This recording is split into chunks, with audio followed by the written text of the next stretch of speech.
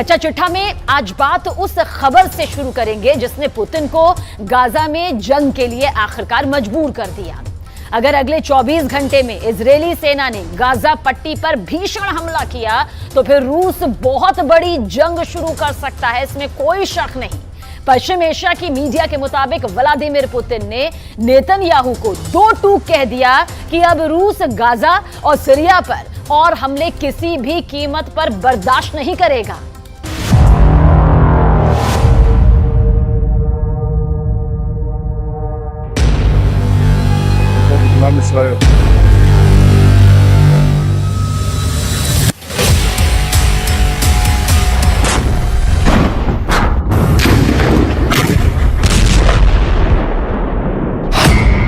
बंद करो गाजा में कदम, पुतिन की जंगी धमकी।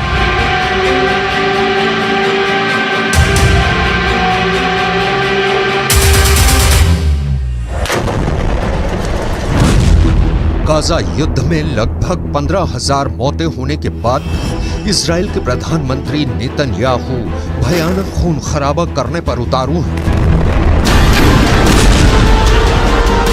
हालात ये हो गए हैं कि पिछले 12 घंटे के अंदर इजरायली सेना ने उत्तरी गाजा में कई जगहों पर सीज फायर को तोड़ते हुए हमास के ठिकानों पर मिसाइलों और ड्रोन से सीधा हमला किया है। लेकिन इस बीच एक खबर रूस से निकल कर आई है जिसने पूरी दुनिया को सन्न करके रख दिया है। 71 साल के रूसी राष्ट्रपति व्लादिमीर पुतिन ने साफ चेतावनी दी है कि अगर गाजा में खूनी गदर नहीं रुका तो फिर गाजा से लेकर सीरिया तक इजरायली सेना पर भयंकर हमले शुरू हो जाएंगे। नेतन्याहू को चेतावनी देते हुए पुतिन ने जो कहा है उसने अमेरिका समेत तमाम पश्चिमी देशों को गहरे संकट में डाल दिया है। जरा देखिए पुतिन ने ऐसा क्या कह दिया है कि अब गाजा युद्ध इजरायली सेना के लिए गले की हड्डी बनता जा रहा है। गाजा से सीरिया तक रूस का बदला शुरू। रूसी राष्ट्रपति व्लादिमीर पुतिन ने प्रधानमंत्री बेन्यामिन नेतन्याहू को सीधी चेतावनी देते हुए कहा है कि अगर गाजा युद्ध नहीं रोका तो फिर सीरिया भी इजराइल पर सीधे और बड़े हमले शुरू कर देगा। पुतिन ने हमास और इजराइल के बीच संघर्ष विराम पर बोलते हुए साफ कहा है कि इजराइल जिस तरह से सीज फायर की आड़ में गाजा से लेकर सीरिया तक हमले कर रहा है उसकी वजह से अब फिलिस्तीन इजरायली संघर्ष तीव्र वृद्धि की ओर बढ़ चुका है। पुतिन ने अपनी चेतावनी में यह खुलासा नहीं किया है कि क्या रूस की सेना सीधे तौर पर इजराइल के खिलाफ जंग में उतरेगी या फिर रूस ईरान और लेबनान के जरिए इजराइल पर बड़ा हमला करवाएगा। खबर यह भी है कि सीरिया में मौजूद रूसी सैन्य अड्डों पर इजराइल के खिलाफ युद्ध की तैयारी पूरी कर ली गई है। हम आपको बता दें कि पुतिन ने इजराइल से साफ कह दिया है कि अब गाजा में मासूम फिलिस्तीनियों की मौत का तमाशा रूस नहीं देखेगा।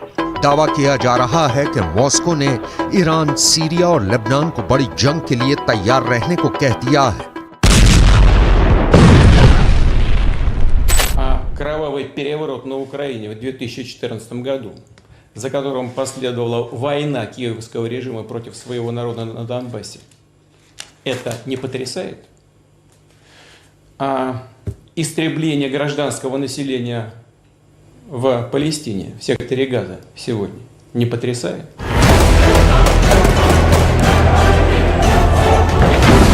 अब आप ये भी जान लीजिए कि जब से हमास और इजराइल के बीच सीज फायर हुआ है तब से उत्तरी गाजा, दक्षिणी गाजा और वेस्ट बैंक में ऐसा क्या हुआ है कि फिलिस्तीनियों और हमास के लड़ाकों को बचाने के लिए पुतिन को सीधे जंग के मैदान में उतरना पड़ा है।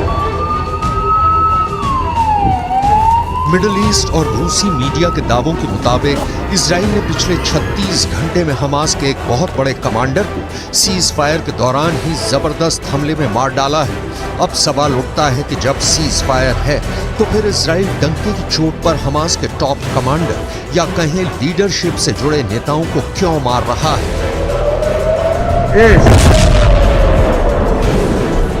डिफेंस एक्सपर्ट्स के मुताबिक इजरायली सेना की खुफिया एजेंसी मोसाद और शिन बेत के पास हमास के सभी टॉप कमांडर्स की पूरी लिस्ट है जो हमास के हमलों को कंट्रोल करते हैं। यही वजह है कि जैसे ही सीज फायर हुआ, हमास के टॉप कमांडर आगे के हमलों को लेकर मूवमेंट करने लगे, जिसकी भनक मोसाद और शिन बेत को लग गई।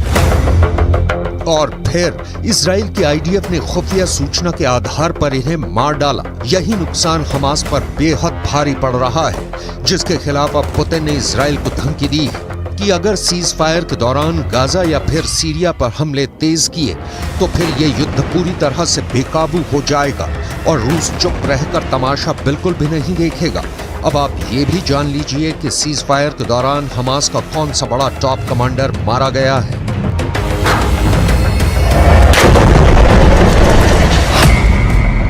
हमास के 2 टॉप कमांडर्स को इजरायली सेना ने इस तरह से मारा है कि यही नहीं पता चल पाया कि उन्हें सीज फायर के दौरान मारा गया या फिर पहले मारा गया।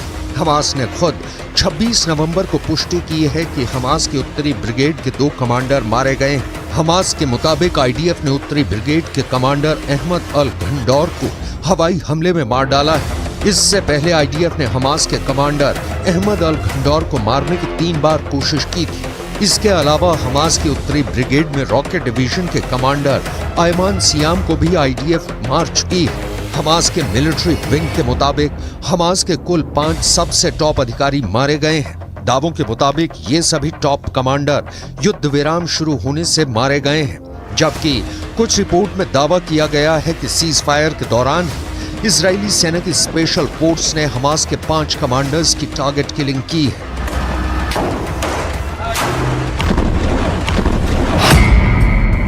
सीज फायर तोड़ा तो तोड़ देंगे इजराइल। हमास के 70 से ज्यादा कमांडर्स मारे जा चुके हैं, जिनमें से 15 बेहद माहिर और दिग्गज कमांडर्स थे। लेकिन जिस तरह से सीज फायर की आड़ में इजरायली सेना ने गाजा में गदर मचाया है, उसे लेकर पुतिन बेहद एक्टिव है। ईरान के राष्ट्रपति रईसी से पुतिन की नजदीकियों ने इजराइल के खिलाफ नई मुसीबत खड़ी कर दी है, तो वहीं सीरिया के प्रमुख असद से पुतिन की पुरानी और गहरी दोस्ती ने इजराइल को गाजा से लेकर सीरिया तक मुसीबत में डाल दिया है। सीरियाई राज्य समाचार एजेंसी के दावों के मुताबिक पिछले 18 घंटे में दक्षिण पश्चिम सीरिया में इजरायली हवाई हमलों में सीरिया के सैन्य ठिकानों को भारी नुकसान हुआ है। दावों के मुताबिक सीरिया में हुई इजरायली हमले में उसके 8 सैनिक मारे गए हैं, जबकि 7 घायल हुए हैं। सीरिया में इजराइल का हवाई हमला सीरिया के दक्षिण पश्चिमी शहर दारा के पास सैन्य ठिकानों पर हुआ है, जिसे लेकर पुतिन बुरी तरह से बौखला गए हैं। इसलिए उन्होंने इजराइल को सीधी धमकी दी है कि अगर गाजा और सीरिया में इजरायली हमले इसी तरह से दोबारा हुए तो जंग बहुत भयानक हो जाएगी।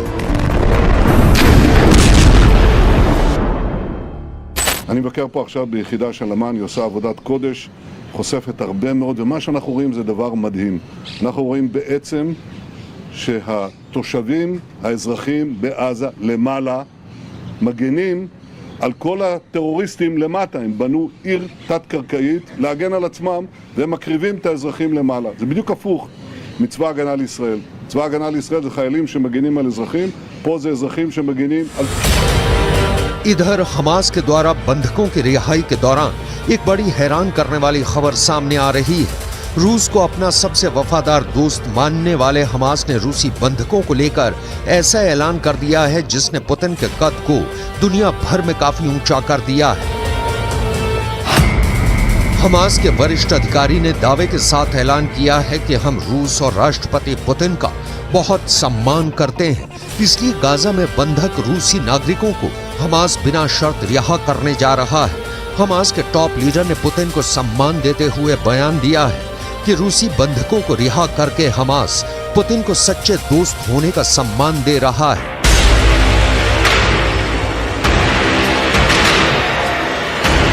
इधर कतर, मिस्र और अमेरिका ने मिलकर इजराइल और हमास के बीच सीज फायर तो करा दिया, लेकिन दिक्कत यह है कि नेतन्याहू और इजराइल के कमांडरों ने साफ कह दिया है कि सीज फायर ना तो इजराइल के बदले को रोक पाएगा और ना ही इजरायली हमलों को।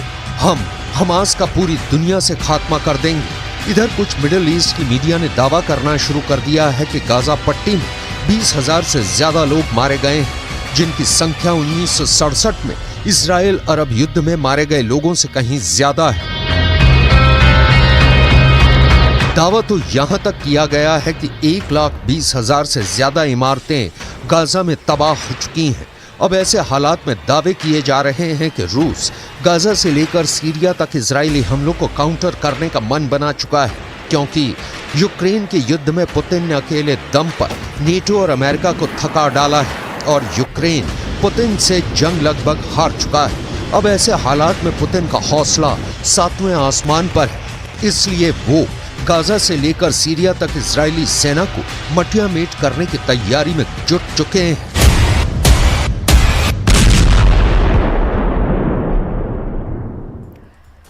गाजा की आग अमेरिका तक पहुंच गई है और अब अमेरिका में 40 करोड़ बंदूक बड़ा खतरा बन गई। अमेरिका में करीब हर नागरिक के पास बंदूक है। अमेरिका में अब गाजा को लेकर ऐसी बातें फैलाई जा रही है जिससे जो बाइडेन को यह लगने लगा है कि कहीं हमास का अगला हमला अमेरिका में ना बन जाए।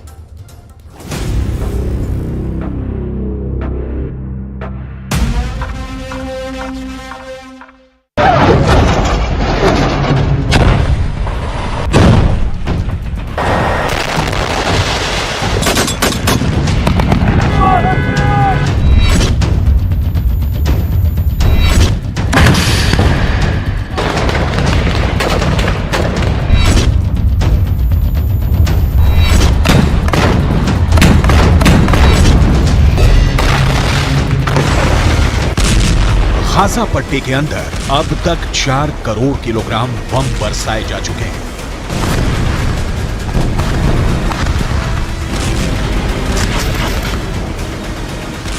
पूरा गाजा पट्टी जलकर राख हो चुका है, लेकिन इस आग ने अमेरिका के सामाजिक ताने बाने को भी जलाकर राख कर दिया है।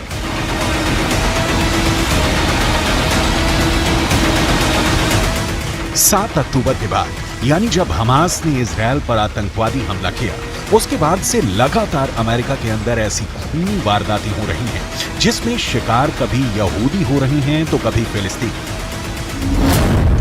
अमेरिका की आबादी 32 करोड़ 64 लाख है, लेकिन अमेरिका के अंदर आम लोगों के पास 40 करोड़ बंदूकें हैं। यानी अमेरिका में तकरीबन हर नागरिक के पास कम से कम एक बंदूक अवश्य है। और ऐसी स्थिति में अगर अमेरिका के अंदर सामाजिक सद्भाव बिगड़ रहा है तो जो बाइडेन के लिए ये बहुत मुश्किल की घड़ी है। ताजा खबर अमेरिका के वर्लिंगटन से है, जहां पर एक अमेरिकी नागरिक ने 3 फिलिस्तीनियों को गोली मार दी है।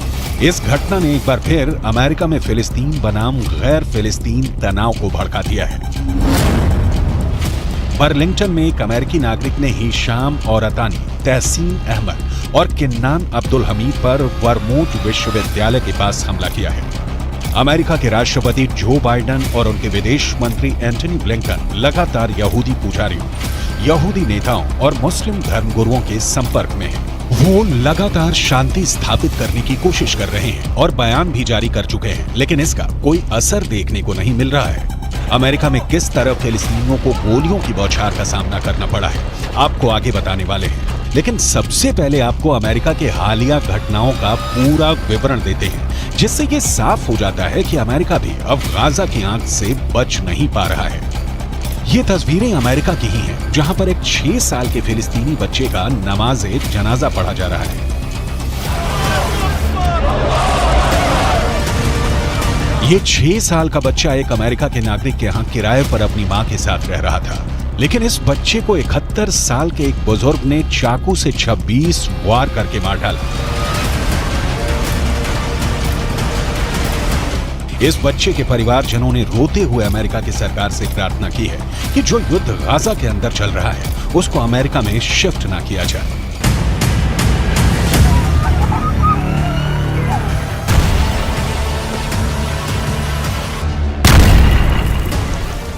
I just want to tell the whole world that we live in a country called the USA.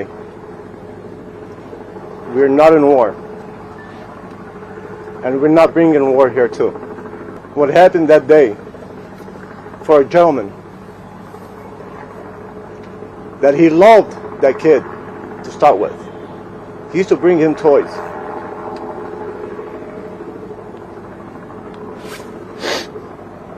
Now I want to ask anybody here, a 71-year-old man sitting on top of a 6-year-old kid, stabbing him more than 26 times, and he was looking in his eyes. You tell me, is that exaggeration? You tell me what type of man he can do that.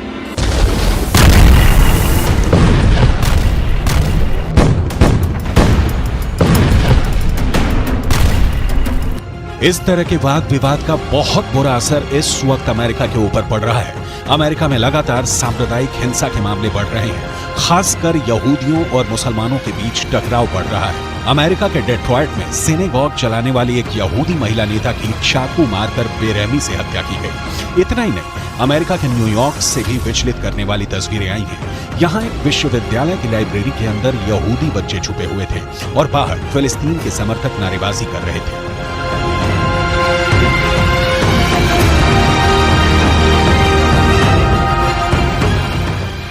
America के Washington में फिलिस्तीन समर्थक प्रदर्शन के दौरान एक महिला को ऐसा पोस्टर लिए दिखाया गया जिसमें यहूदियों को पूरी तरह से समाप्त करने जैसा संदेश दिया गया था।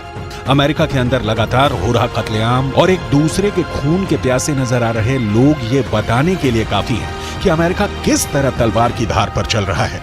बर्लिंगटन का केस अपने आप में बहुत चौंकाने वाला है। जिस वक्त इन तीनों फिलिस्तीनियों को गोली मारी गई, ये तीनों अरबी बोल रहे थे और इनमें से 2 ने फिलिस्तीनी काफिया पहना हुआ था।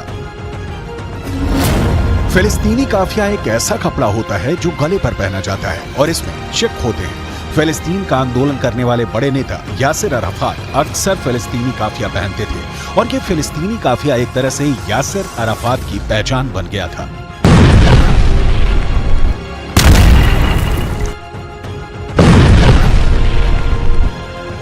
एक ब्रिटिश एक्टर और प्रेजेंटर इस्लाह अब्दुल रहमान फिलिस्तीन के लोगों के लिए सहानुभूति व्यक्त करने के लिए फिलिस्तीनी काफिया पहना था। ठीक ऐसा ही काफिया 2 फिलिस्तीनियों ने भी पहना हुआ था जिन पर गोलियां चली हैं। इसका मतलब साफ है कि गोली मारने वाले शख्स अमेरिका के नागरिक जेसन जे ईटन ने ये जानते हुए इन्हें गोली मारी कि ये फिलिस्तीन लिस्ट एनी मूल के नागरिक हैं। We have a lot more to do, however. Even with this arrest, we are still working. There is more investigation to be done, and that includes trying to determine motive. We still do not know as much as we want to know. But I would urge the public and you in the media to avoid making conclusions based on statements from people who know even less than we currently do. We are working hard to find out this information, and we are nowhere near the end of this investigation. Jason J Eaton को गिरफ्तार कर लिया गया है और उन पर case चलाया जा रहा है। अमेरिका की पुलिस लगातार जेसन जो ईटन के बैकग्राउंड को तलाश रही है। करीब 50 साल का जेसन एक किसान है और मुख्य तौर पर उसका पेशा खेतीबाड़ी है, लेकिन वो सोशल मीडिया पर भी एक्टिव है और वो फिलिस्तीन का समर्थन करने वाले अमेरिका के नेताओं के खिलाफ कई टिप्पणियां कर चुका है। अहम बात यह भी है कि जहां पर जेसन ने 3 फिलिस्तीनियों को गोली मारी है, वो जगह उसके अपार्टमेंट के पास ही है। जहां ये तीनों फिलिस्तीनी पढ़ते हैं, वो जगह भी अपार्टमेंट के पास है। क्या ये इलाका फिलिस्तीनियों के प्रदर्शन से प्रभावित रहा है, इसकी भी जांच की जा रही है। हमास के कमांडर याह्या सिनवार ने इजरायल को फिर से डरा दिया है। सिनवार ने इजरायल की भाषा में ऐसी बात कह दी कि बेंयामिन नेतन्याहू बहुत टेंशन में है। दरअसल बंधकों की रिहाई के बाद अब कहा जा रहा है कि हमास ने इजरायल के सिर्फ 60 बंधक ही नहीं छोड़े, बल्कि इजरायल को 60 बार हरा भी दिया है।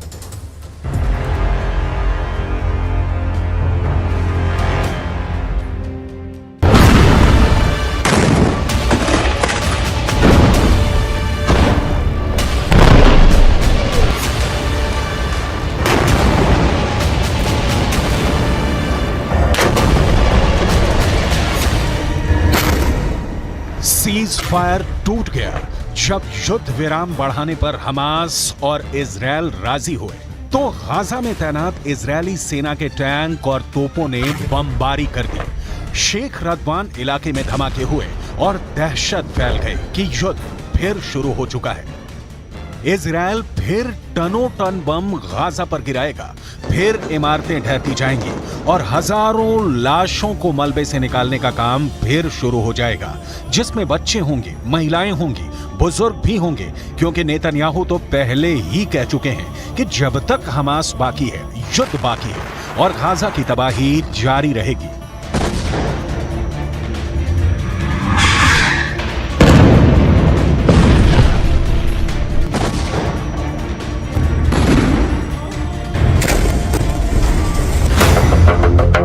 यानी सीज फायर की उम्र ज्यादा नहीं है और अब शेख रदवान में हुए हमलों ने बता दिया कि सीज फायर टूट गया है। युद्ध फिर शुरू होगा और हमास इस बार बिल्कुल नहीं बचेगा। लेकिन हमास को इसका डर नहीं, हमास के कमांडर को इसकी फिक्र नहीं, क्योंकि इजराइल की मीडिया में जो खबरें छाई हैं उसने याह्या सिनवार का खौफ एक बार फिर पूरे इजराइल में फैला दिया है। क्योंकि याह्या सिनवार को लेकर जो खबर आई है वो वाकई बहुत चौंकाने वाली है। यह खबर सुरंग से आई है जहां हमास पूरी तरह एक्टिव है। यह खबर हमास के बंधकों ने बताई है, वो बंधक जिनको हमास ने रिहा किया है। और यह खबर नेतन्याहू के लिए बहुत बड़ा सिरदर्द बन चुकी है। हमास के कब्जे से रिहा हुए एक बंधक ने बताया कि जब गाजा में वो एक सुरंग में कैद करके रखे गए थे, तब एक दिन अचानक सुरंग का दरवाजा खुला और उनके सामने एक व्यक्ति था जो याह्या सिनवार बताया जा रहा है। वो व्यक्ति इजराइल में बोली जाने वाली हिब्रू भाषा में बात करने लगा और उसने कहा कि तुम सब यहाँ हमास के कब्जे में महफूज हो, तुम लोगों को डरने की कोई जरूरत नहीं, तुम्हें कोई नुकसान नहीं होने दिया जाएगा। उसकी हिब्रू भाषा बोलने का लहजा बिल्कुल एक इजरायली व्यक्ति की तरह था। शुरू में उन्हें लगा कि इजराइल का कोई शख्स उनसे बात कर रहा है, लेकिन फिर एहसास हुआ कि यह हमास का कमांडर याह्या सिनवार ही है। המכונה הצה"לית עובדת במלוא העוצמה. יחיא סינואר מתחבא בבונקר שלו ונותן למפקדי השדה שלו, הטרוריסטים, למות בשטח. אצלנו המפקדים הולכים בראש הכוח, מובילים קדימה, מביאים להישגים ומנהיגים את הכוחות. याह्या सिनवार अब इजराइल के सिर पर चढ़ गया है। इसमें कोई शक नहीं कि गाजा की गलियों में जो युद्ध अब तक हुआ है उस पर याह्या सिनवार की छाप पड़ी हुई है। हमास का एक एक हमला याह्या सिनवार की सरपरस्ती में हो रहा है। ये बात इजराइल की फौज बहुत अच्छी तरह जानती है। नेतन्याहू ने गाजा पहुंचकर पहले ही बता दिया है कि चाहे सीज फायर रहेगा या फिर नहीं, इसका हमास को खत्म करने के उनके एजेंडे पर कोई फर्क नहीं पड़ेगा। वो पहले ही बता चुके हैं कि इजराइल पर हमला करने वालों को वो चुन चुन कर मारेंगे, हमास को जड़ से खत्म कर देंगे। צהריים הלוחמים הגיבורים שלנו. אנחנו עושים כל מאמץ להחזיר את חטופינו ובסופו של דבר נחזיר את כולם. יש לנו 3 יעדים במלחמה הזאת. לחסל את החמאס, להחזיר את כל חטופינו ולהבטיח שעזה לא תחזור להיות איום למדינת ישראל. ואני פה להגיד לחברים כאן, ללוחמים כאן, שאומרים לי את אותם הדברים, ואני חוזר ואומר את זה לכם אזרחי ישראל. אנחנו ממשיכים עד הסוף, עד הניצחון. שום דבר לא יעצור אותנו.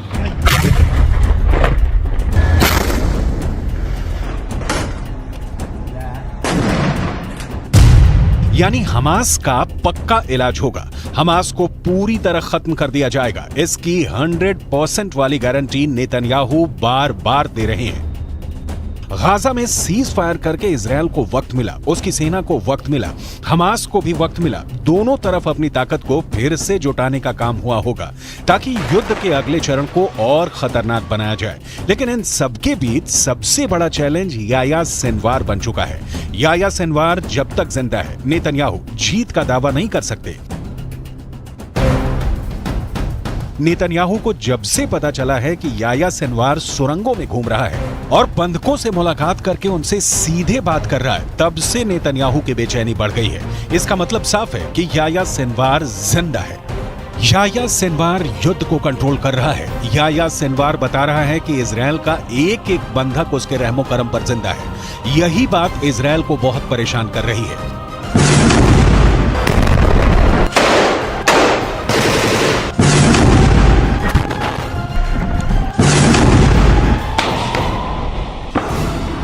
याह्या सिनवार के ऑर्डर पर हमास कुछ भी कर गुजरने को तैयार है। सिनवार की बहुत ही खास स्ट्रेटजी है जिसके आगे अभी तक इजरायल नाकाम ही साबित हुआ है।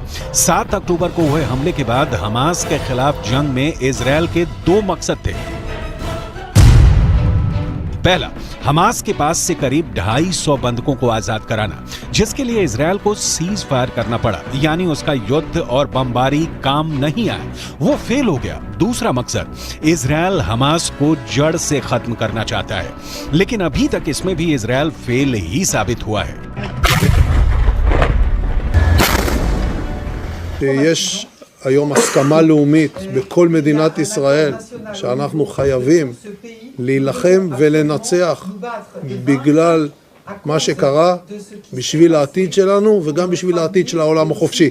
חמאס ואייסיס זה אותו דבר, ויחיא סנואר זה אוסמה בן לאדן החדש.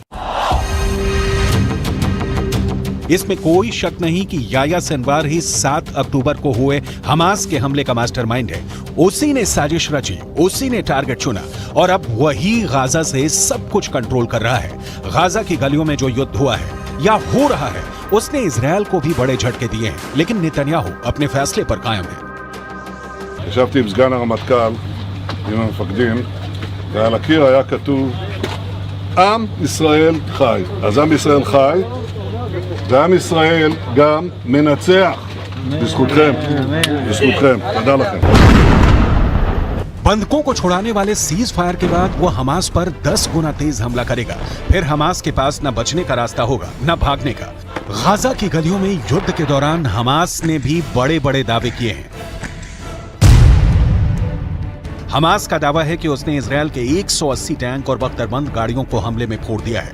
गाजा से लगातार ऐसी तस्वीरें आई हैं जिसमें इजरायली टैंक पर घात लगाकर हमले किए गए। इजरायल ने खुद माना है कि अब तक ग्राउंड ऑपरेशन में उसके 70 से ज्यादा सैनिक मारे जा चुके हैं, 250 से ज्यादा सैनिक जख्मी हुए हैं। लिहाजा हमास के खिलाफ जो ताकत इजरायल को माना जाता है, उसके मुताबिक नतीजे तो इजरायल को भी नहीं मिले हैं। हालांकि नेतन्याहू के सामने अपनी छवि को बनाए रखना बड़ा चैलेंज बन चुका है और गाजा पहुंचकर उनकी पहली कोशिश इसी तरफ नजर आती है। सीज फायर हमेशा के लिए नहीं हुआ है और आगे की लड़ाई जैसी भी होगी, उसे लेकर इजरायल के ऊपर बंधकों वाला प्रेशर पहले के मुकाबले काफी कम होगा, क्योंकि बहुत से बंधक, खासकर बच्चों और महिलाओं को हमास आजाद कर चुका है। इसलिए इजरायल का पूरा फोकस अब हमास को खत्म करने पर है।